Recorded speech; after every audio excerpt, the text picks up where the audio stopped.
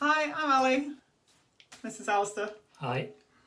We are Northwest Paddleboards and we paddle a tandem most of the time.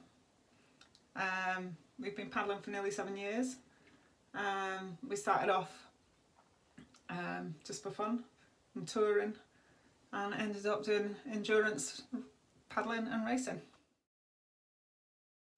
The longest paddle we've paddled is the Massive Murray 404k, which is 404k down the Massive Murray River in Australia, and it was a long way. And the longest distance non-stop was 160 kilometres. That was across in California. Although hopefully if all goes to plan this year, we'll get that up to 220 when we come back and do the 11 city non-stop. Hopefully. Yeah, we love paddling longer distances, especially multi-day trips, and if you can combine it with a bit of sub-camping, it's all the better. We've done a few longer trips just for fun, round the bottom of Portugal, heading up for the Guadiana Challenge. Across the Great Glen in Scotland, and anything and everywhere. What's the toughest route you've paddled? For me, any short 5 to 10k race, they absolutely kill me. It takes sort of 5k to get settled into a race. I'd much rather do 50k than 5 and find it much easier. I'm the same. But the first time we did the Massive Murray was just, for one, I didn't think we would be able to do it. I didn't think I could paddle that long. The first day was 93k and I just couldn't even imagine paddling 93k in a day. Never mind go and do it again on the Tuesday and then again on the Wednesday. And the Thursday and the Friday. And the Friday. I didn't believe that I could paddle that far. So that was really tough. But we did it, and we did it on a red paddle tandem, which I now have a real love-hate relationship with. And the second time we did the Massive Murray, yes, we went back and did it again. The weather was just awful. You expect to have the heat in Australia, but there were people being carted off with hypothermia. We had thunderstorms, lightning, and we had about 350k of headwinds. I've never paddled in anything like it. It was really, really hard. But we finished, and it was really good. What does paddling give to me? Apart from sore fingers, it's a good all-round low-impact exercise, and it gives you a good chance to see places from different perspective. I especially enjoy paddling through city centres. Rivers through cities, it just gives you a chance to be sort of in the peace and quiet on the water, but just be surrounded by the hustle and bustle of everything going on around you. Yeah. And you? Yeah, same. You see things you're not going to experience. And the friends that come with it, I've made some amazing friends over the years paddling, from all walks of life, and it's just a great SUP family. For me, it's probably 3 AM one October morning back in 2016. We're downwinding in the pitch black on Loch Ness in Scotland. There were strong winds, there were big waves, and I was there acting as a sighted guide for a good friend Dean, who's registered blind, and we were both on inflatables. It was one to remember. Certainly was. I've got so many. Again, paddling the Great Glen, but we did it for fun this time.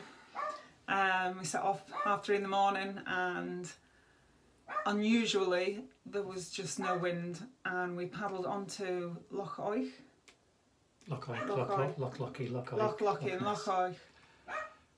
it was, and it was just flat calm, and the mist was just coming off the water, and it was still dark. It was absolutely stunning. It was just so amazing. And you just turn all the lights off and just immerse yourself in. Oh, it was just fantastic.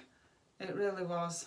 It was just, and Another one for me is setting up camp on the islands just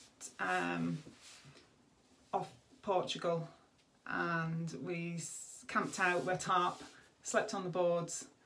I got eaten by mozzies, absolutely devoured by mozzies, but just lying there all night, listening to the fishing boats going in and out and under the stars, it was just, that's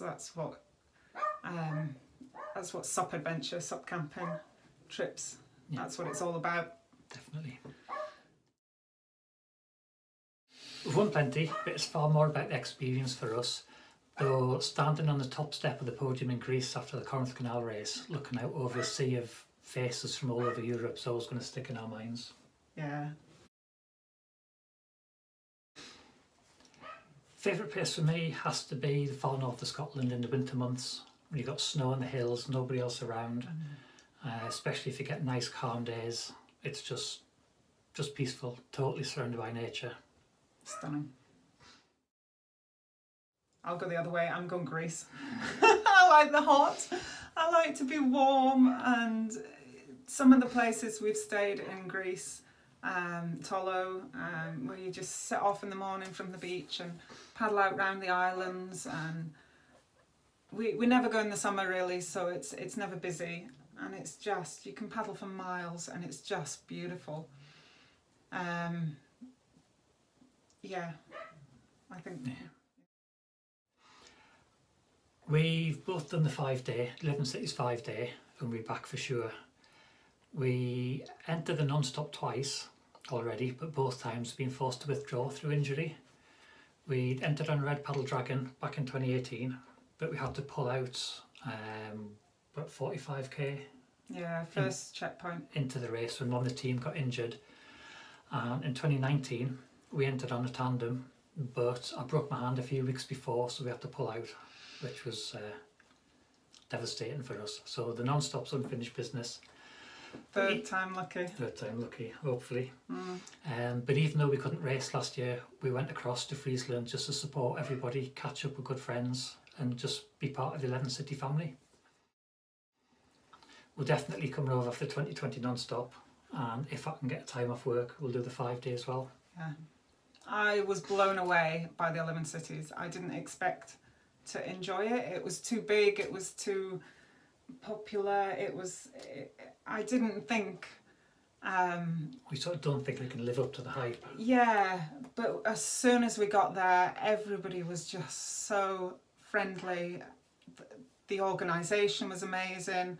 The people, I've made some friends there.